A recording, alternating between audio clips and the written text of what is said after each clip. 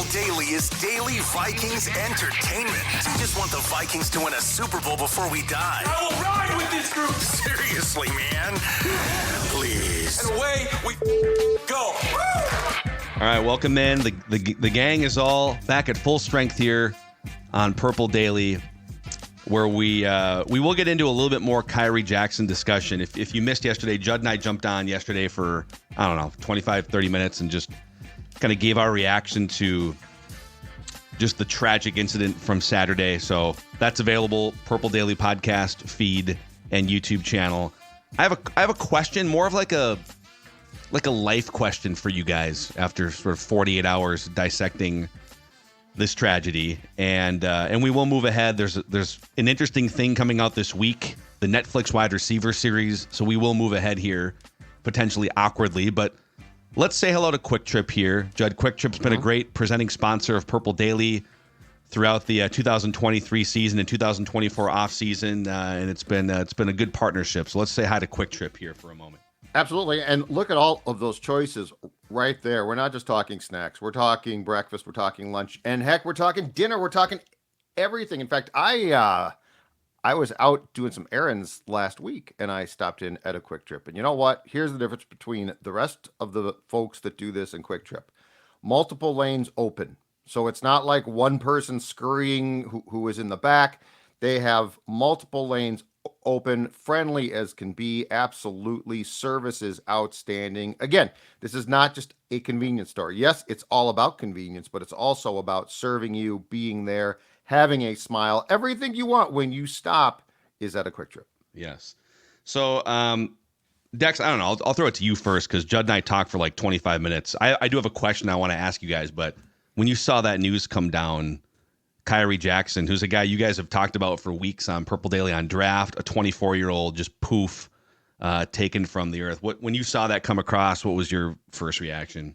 It's heartbreaking stuff. I mean, we've talked a lot about him just because he was this very unique prospect in the draft where he's a little older. He bounced around between Bama and Oregon, two powerhouses, but also at the same time off the field is kind of like finding himself, trying to figure out, do I want to play football? And I'm working at a grocery store. We've talked about the Harris Teeter connection and stuff. And yeah, it's heartbreaking to see someone's life just get cut short like that. And, you know, from what it sounded like too, with everyone from Kevin O'Connell and even just in the brief like Zoom session and tiny media amount of sessions we got from him, he just seemed like someone that was easy to root for. You know, this wasn't just some random coincidence. It seemed like a very awesome stand-up guy that unfortunately had his life cut short. So it's heartbreaking, man. I mean, I woke up, I don't know if I woke up to it on Saturday morning, but I was like just starting my day and I you do the double take. You'll really look at the tweet. You really look at the handle of like, hold on, and try to figure out if this is actually true. And it obviously, unfortunately, was. Yeah. I mean, it's just like, it is hard to wrap your head around because it's, I used to play a lot of Grand Theft Auto video games, and it's like, you can do dumb things on a video game, and then like the game ends or whatever, you just like start the game over. And in life, it doesn't work that way. Here's my question for you guys. So just to reread this part of the police report summary. This is from the Associated Press. So police said that the driver that careened into the Dodge Charger that Khyree Jackson and his two friends were in, the driver, identified as Corey Klingman, was driving at a high rate of speed and struck the Charger and then another car too. Investigators believe that alcohol may have been a contributing circumstance in the crash and that charges are pending. So again, we don't know exactly what role alcohol played. We don't know what charges are going to be brought about. I mean, at the very least, if you were speeding and driving recklessly, even without alcohol, and you careen into another car, legal troubles are ahead for you. If you add alcohol into it, this is going to be probably a huge mess for Corey Klingman. But why is it that all the things that we get, let's say she was drinking, let's say maybe a couple or maybe all three of the drivers were drinking. We don't know yet for sure, but it's 3:00 in the morning. There's been some reports that they all knew each other, that all three cars, maybe they were hanging out earlier in the night, they were friends, connected on social media. Of all the things we get offended by in society, the things that we will call people out for, the things that we'll get irrationally annoyed by or mad at, why is it that it's not more socially acceptable to call people out for buzzed or drunk driving? Like, do you guys, I'll just be honest, like when you're in a group of friends or family or whatever, and maybe you're out having a couple beers and you see one of your friends after like 3 beers or something, hour and a half, gets into a car to go drive home. And by the way, most of us have done it before, right? So I'm not like standing on a moral high ground here. I'm just asking, we have that moment in our head where we're like, oh, should my friend be driving? Well, I don't really want to start anything. So I'm just going to cross my fingers and hope. Like, why is it that we all still hesitate to say, you know what? Hey, Corey, hey, so-and-so, whoever it may be, Dex, Judd, Phil, maybe you should park that car overnight, get an Uber, get a Lyft, find some other way home.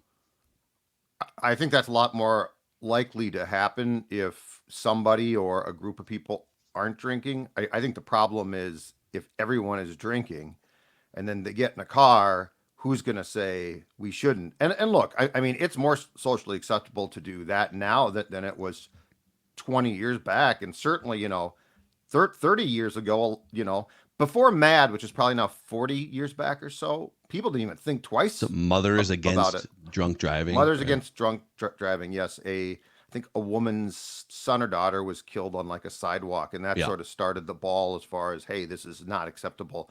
So I do think that it's more acceptable now, but I think the problem is if you don't have a plan before you go out, that's the problem. Stopping drunk driving is usually not a split second decision of, hey, we've all drank too much, we should get a lift or something like that. I think it's, do you plan beforehand? And look, in this case, I have no idea if it was applicable or not, but I mean, this is why teams, especially in football, preach that they have services now, right? Yeah. Like if They you go do. out and spontaneously you get drunk, not spontaneously, but if you don't have a previous plan, you go out and you get drunk, you call team security, they will come pick you up. They will make sure your car gets home. Like, we have come a long way there, but unfortunately, I just think when you're dealing with young people who make a split second decision, unfortunately and tragically, because they're there but for the grace of God, go how many cases where this doesn't, a person might get a ticket, a person might get arrested, but they certainly don't die.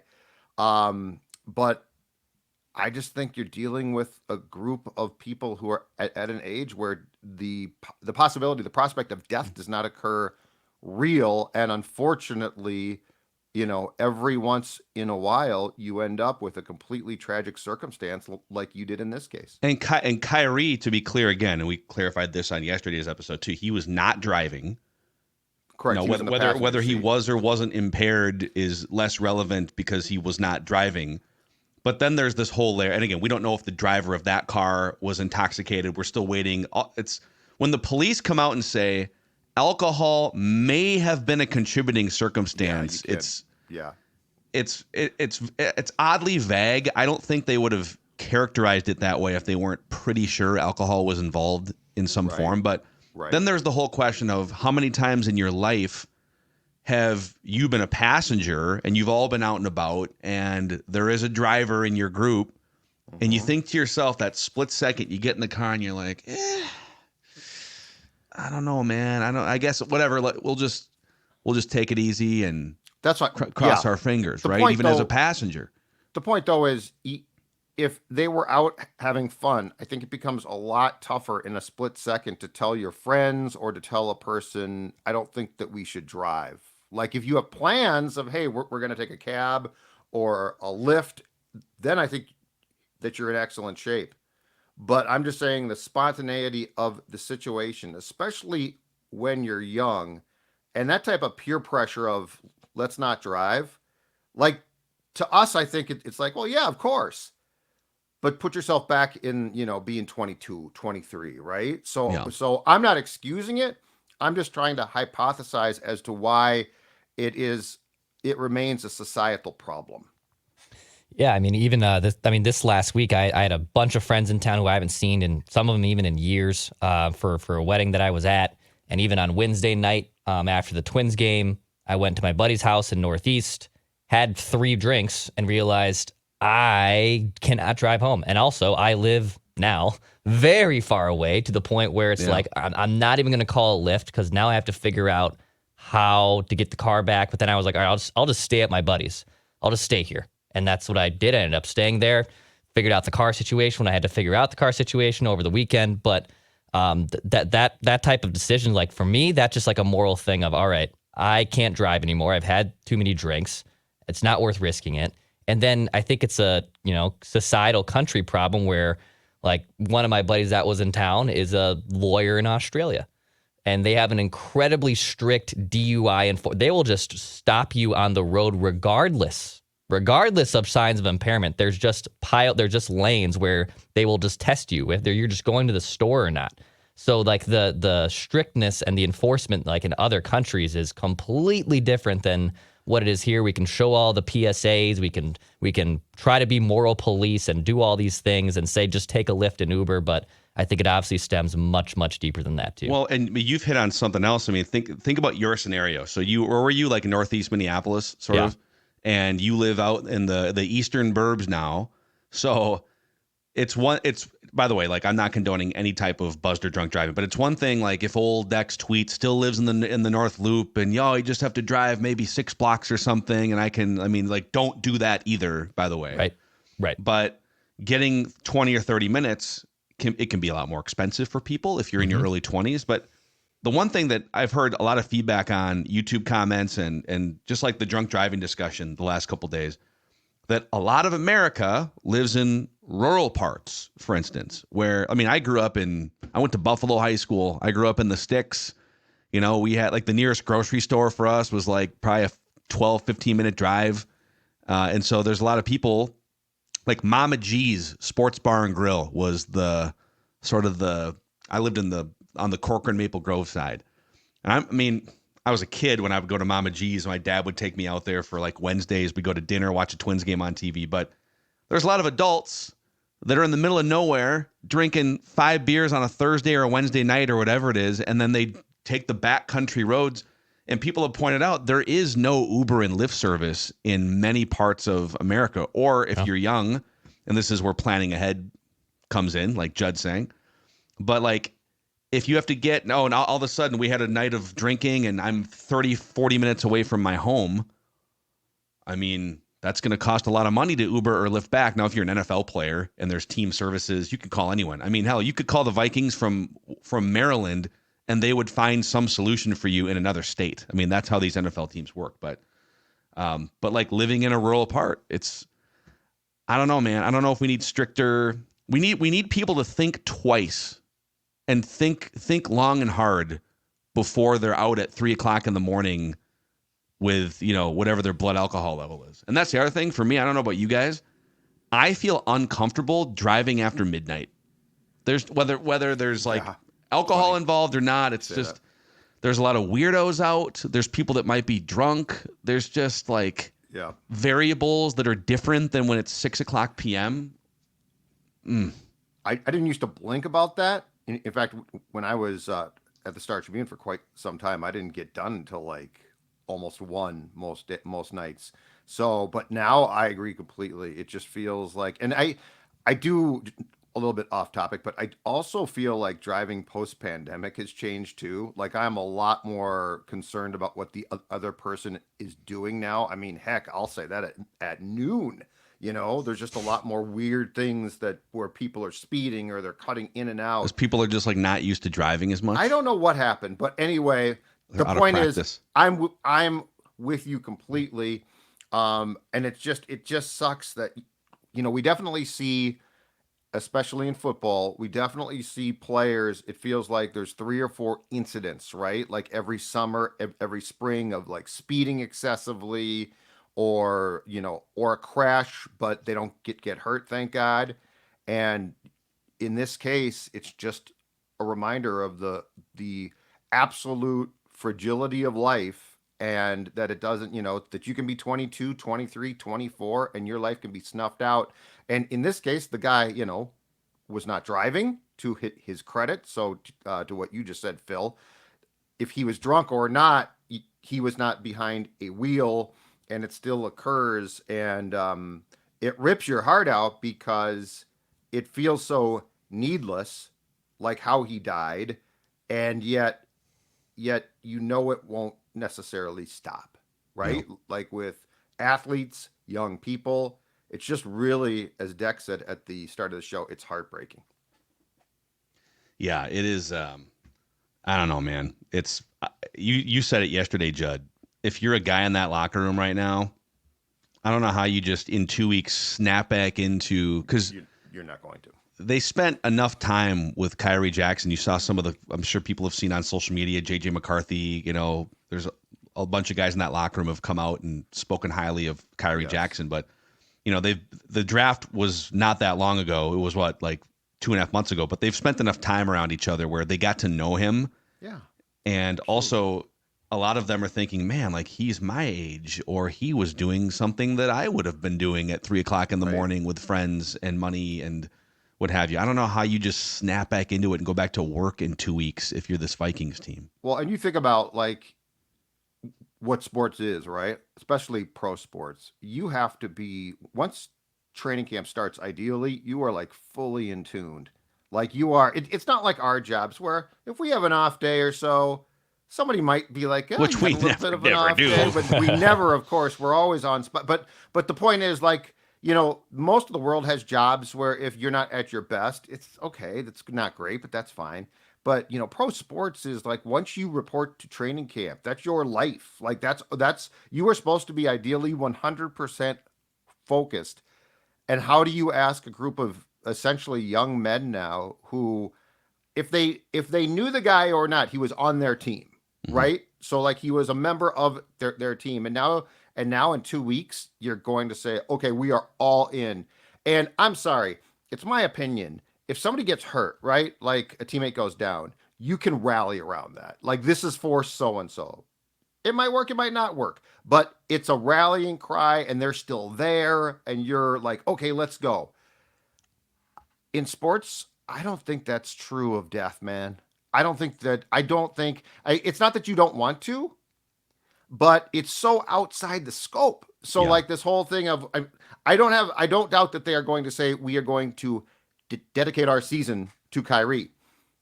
It's one thing to say that, but like, as far as like, is that going to spark you? I think it's so devastating. I refuse to believe that that's a path that is all that possible. Yeah. Yeah. This is something too, as a head coach, that you might have it in the back of your mind, and all these guys, when they leave the last practice in June, and you get that 5 weeks of just, you don't get to put your eyes and hands on your team. Every coach in the NFL reminds those players, be safe, be smart, just lay low. If you're going on vacation, that's cool, but just lay low. Yep. I don't know how many of them actually think they're going to have to do what Kevin O'Connell is going to do in a couple weeks, which is address your team after something like this happens, and then get them to focus back on football and it's a nightmare, their job. So yeah. And also, like, for our show on a just much different and lesser level, we've got all these like football talkers planned out for the next few weeks, and we were going to do a 53-man roster projection again before camp, which we will. And we've got some other things to rank, and the Netflix series is coming out. But I think it'd be, if you guys have thoughts in the YouTube comment section, or if you want to email us through there's a Score North app feedback tab, tweet at us. What do you want the next couple weeks to look and feel like on Purple Daily? I mean, there was one high-profile article that came out in a publication this weekend that was talking about how cornerback depth is going to be. It's like, I mean, that's way too early for that conversation. I mean, when do you want us to start talking football again? When do you want us to? And we'll have to feel it out day by day here on this podcast. But I think we're wide open to feedback from the audience. What do you want this show to look and feel like for the next few days, while we all sort of try to figure out how to move forward after this? So with that, awkwardly, I would like to ask you guys a couple questions about this Netflix series that's coming out this week. Our friends at Federated Insurance have been just very helpful as we've grown our business here at Score North and Purple Daily over the last 5 years or so. And so if you're a business owner that also consumes Purple Daily. Thank you. Make sure you have a game plan in place to stay focused on safety and preventing claims. And you can do those things by letting Federated come in and support your business. Federated measures their success by the success of their partners. And they'll offer up a customizable lineup of industry-specific coverages and risk management services to help you continue your winning streak as a business owner. Federated Mutual Insurance Company, federatedinsurance.com, where it's our business to protect yours. And also, Dennis Kirk is here for riding season. Ride safely, please, whatever you ride, whether it's a motorcycle, an ATV, a UTV, a dirt bike. DennisKirk.com has over 185,000 parts, apparel, and accessories for all of these items. Also coming up this weekend, Saturday, July 13th, 10 a.m. to 5 p.m. at Running Aces Casino and Racetrack. It's the first annual Minnesota Garage Build Bike Show powered by Dennis Kirk. Dozens of custom-built motorcycles, hundreds of dollars in Dennis Kirk gift cards, local food trucks, a live DJ, all sorts of details at DennisKirk.com.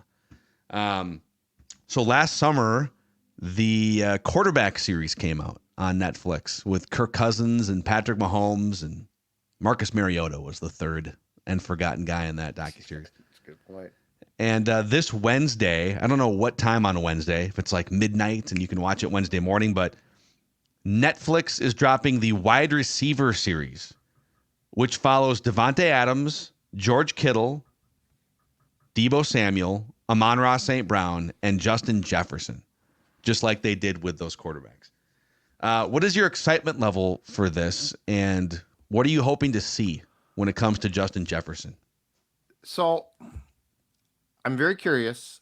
I do, in fairness, I have to admit, partially because we had not experienced this before, I was probably more excited a year ago, just because it's like, what's this even going to be like? What's the potential lay of the land? We now sort of know that, right? So my excitement is not as much, but I am curious about it. I did read a review in which, the problem is Jefferson gets hurt, and like once you're hurt, you're sort of put on the back shelf of the series. So it's like a lot of Jefferson, and I think Jefferson was supposed to play the Kirk role, right, of being like the star, and it sounds like they start that way, but then once he gets hurt the first time, he gets sort of relegated to the back. But He's phased him out, huh? Just like when Marcus Mariota quit the team halfway through the series. Well, yeah, and then they just went to Hawaii and found him or something, right? Yeah. So the one thing with Jefferson though is I feel like we have a much better grip on who he is than Kirk. Kirk surprised me a lot. Like there was a lot about Kirk, and look, I mean, Kirk played the series himself brilliantly, but there was a lot of stuff about Kirk where I guess he did things or he acted in a way positively that I wouldn't have expected. Yeah. I don't think Jefferson is as much of a unknown, but he's so talented, he's so good that I guess I just want to know, is there more there, like in a day-to-day life, if that's what they begin to follow? There also have to be some things in training camp to go back about his contract, right? That we didn't know that come up. So I think it's definitely going to be worth watching. I'm excited. If I was like an 8 out of 10 for quarterback, though, I am probably more like a 6. You were only an 8 out of 10 for quarterback excitement? Well, I'm just saying, I'm trying to. So let's say I was a 10, then I'm a 7. Well, what were you? I was pretty excited. I was probably an 8 or 9, though. I was like a 9.5, man. I was very excited. If Kirk wasn't involved, it would probably have been like a 6 or a 7. But knowing Kirk was involved, that definitely upped it. But I thought Kirk was going to be sort of boring, and then I was pleasantly surprised. Like, I didn't know what to expect. Jefferson, I think I know what to expect, but there were things that we saw a year ago that we didn't get to go behind the scenes that I think in this case with Justin are going to be interesting, because I'm guessing we're going to see some of him getting close to signing a contract back then and like what exactly took place, or at least part of that. So yeah, I'm probably a 6 or 7 on this. I'm excited, but I don't think I'm going to be as surprised as I was a year ago with quarterback. See, I would argue that we don't know much about Justin Jefferson. That of all the players that are high profile in the NFL, yeah, like we see him doing the gritty, and we see him, but I don't know that we've seen a ton of his personal life, his behind the scenes, like I think there's a lot more to see there. Okay. And it turned out there was with Kirk too. That we didn't, we thought, he's like 36 years old, 35. He's been around. We kind of know. That's what I'm curious to see. That there's a whole side to Justin Jefferson behind the scenes that doesn't come out publicly like it did for Chris Carter, who was super frontal, or Randy Moss, who had, personality spilling all over the place, sometimes in bad ways behind the scenes. Mm-hmm. I would say, because with Kirk, with the thing I think we were all very not surprised by, but an eye-opening thing was his relationship with Kevin O'Connell and how much of that we weren't expecting that. I don't think maybe sometimes we just took it for granted, maybe what was going to be shown there. And I wonder what does that look like for JJ? Like, is he also like, do we get a lot more of a different relationship that we see with KOC and JJ we don't see in the public eye? Is there someone else? Is there a relationship with Keenan McCardell that is going to blossom here and also maybe flourish him as, who's always been kind of a sleeper offensive coordinator type of candidate? So that type of stuff, I think, is what I'm most excited to dive into, because we know he can gritty and he likes playing video games and he's a fan favorite. He's one of the most popular athletes in the league. But what do the external relationships with Justin Jefferson look like, and what will they show in that doc? Because I think that's the biggest takeaway that I'm looking for. They're going to be outstanding. See, this is the thing. Like, they're going to be great. Like, he is tight with those guys. He is. I don't think there's going to be a lot about his behind the scenes behaviors that surprise us one bit. Like, this guy is a student of the game. Like, you can tell. And I think he gets along with folks. And I do think that we are going to come away with the confirmation, if indeed that is necessary, which I would argue it's not, that this guy is a leader big time. But there were things that transpired that we definitely were not allowed in on, that I do think, and look, the contract's done now. I'm not trying to say that I think that there was some dissension. Yeah, but you're trying to what happened dredge there? up some He was controversy very close. Here. He was very close. I would also be curious, starting with training camp, if we get that, I don't know. But I'd be curious too, like, this guy easily could have pouted, sat out some practices. He never did. We're going to find out if TJ Hawkinson really had an ear infection, aren't we? Well, that's what we're going to find out. Yeah, what if he calls him out? There's going to be some strays. Like, he called him out in the locker room. No. I'm not faking an ear infection like that guy over there. Like that guy is. Netflix crushes these series. They've done 2 seasons of the PGA, or like not PGA. There's live players that are featured in there too, right, if I remember right, like Ian Poulter. Mm-hmm. My wife and I just got done watching Sprint, which is it's following some of the top 100 and 200 meter sprinters from the U.S., from Jamaica, Great Britain. Smart. As they went into the world championships. I don't know, like, you've heard of like a couple of them, but now that the Olympics are coming up and we just watched a 6-part series about all these sprinters, like I'm like all in on the Jamaican sprinters now. They do a great job of highlighting people like Joel Damon, the golfer, right, who was kind of on the fringe of keeping his tour card like the last couple of years, and now he's become one of the most famous golfers in the country because of Netflix. So I don't know, they do a really good job with these league and sports series. I think this one's going to be intriguing. I don't think Jefferson is going to be the breakout star, not because he's not.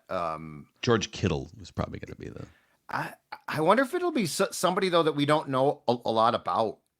Like, it feels like this might be Amon-Ra St. Brown. Yeah, because I think that dude, from what I've seen, is incredibly smart. And like, we've seen glimpses of stuff, but like I think the thing with Kirk that was so refreshing was they did a fantastic job of sort of unearthing, and I think Kirk helped out, but unearthing who he was, and it was sort of a guy that we didn't know.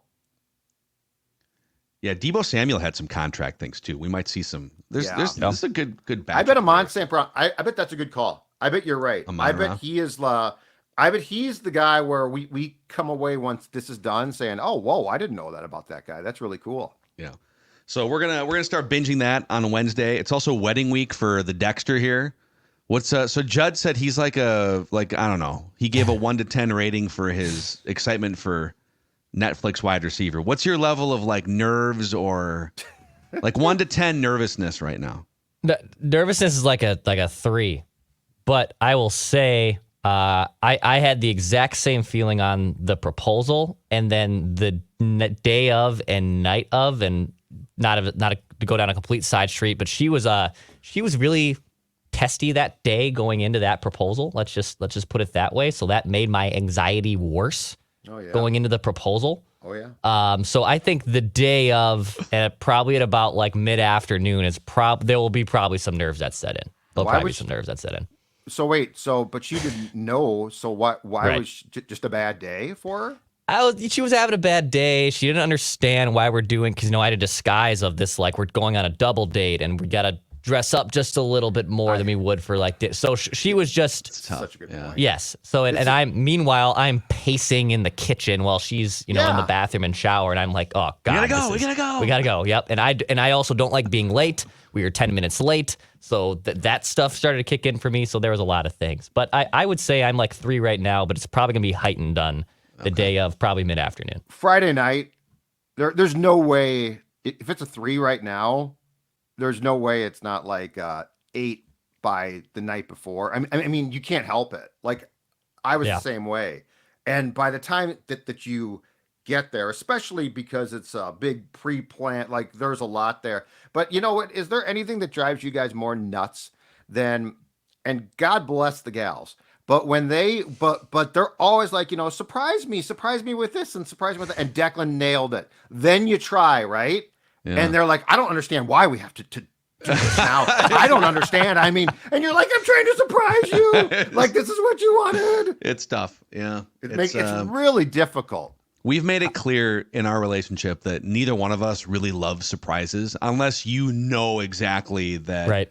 Okay. Like for my birthday, we got to a nice restaurant, and the surprise was 2 of our best friends, like one of our best friend couples was there too. Like, okay, like it's a small group. Yeah. It's a great restaurant. Yeah. That's a great surprise. But if it's something, you got to be careful with the surprises, man. I'm very frontal. That spontaneous nature, that's not my selling point. That's not a good thing that I bring to the table. So I think if you just lay that out early too, you'll know, like, hey, that's not, if you expect me to throw that type of pass, I'm Chad Pennington. Okay. I can be really dialed in between 10 and 15 yards. If you ask me to throw a deep ball, we're going to have some issues. Yeah. We're going to have some significant surprise, issues. We're honeymooning at the 3M Open. It's going to be great. Old Dex Tweets has it all planned for us. Oh, it will work out perfect. We get to see Tony Finau. We get to see a bunch of great golfers that will be here this year. Sahith Theegala will be here.